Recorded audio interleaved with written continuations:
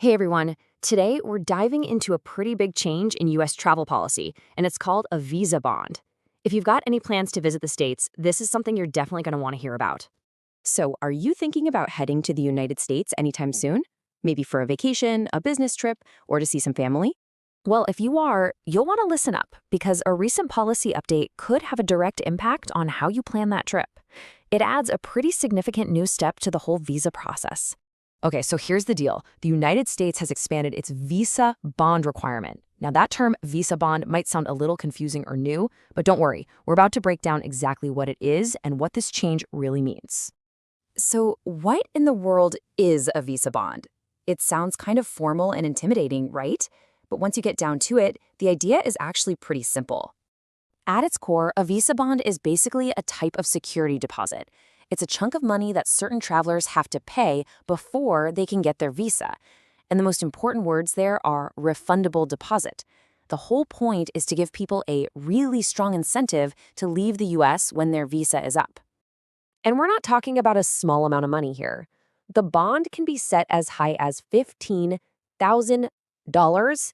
That is a huge sum. And you can see how it would be a major financial hurdle for anyone who has to pay it. But, and this is the most critical detail to remember, this is not a fee. It's not money you're just handing over forever. As long as you leave the country on schedule, you get the full amount back. So think of it like a temporary hold on your money, not a permanent cost. All right, so we know what a visa bond is, but the big question is why? Why is this program being expanded right now? Let's take a look at the official reasoning behind it. According to officials, the policy really has two main goals. The first one is to cut down on visa overstays. That's when visitors stay in the country longer than they're legally allowed to. And the second is just about making sure people are following the broader immigration rules. Those are the two pillars they say this whole policy is built on.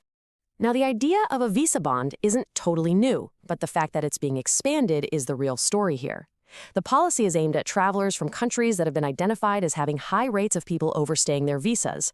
And because it's expanding, that means a much wider net is being cast, and it's likely going to affect a lot more applicants than before.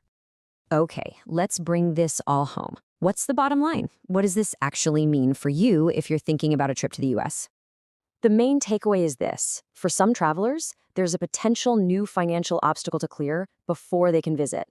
And even though that money is refundable, having to come up with as much as $15,000 upfront is a serious requirement that people will now have to factor into their travel plans.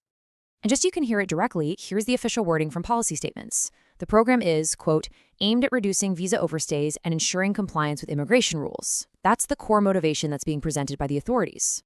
And that leaves us with a final, really big question to think about. Even though the bond is refundable, will the simple requirement of having thousands of dollars available to put down up front, will that ultimately change who can and who can't travel to the US? It's a question worth considering as this policy rolls out. Thanks for joining us.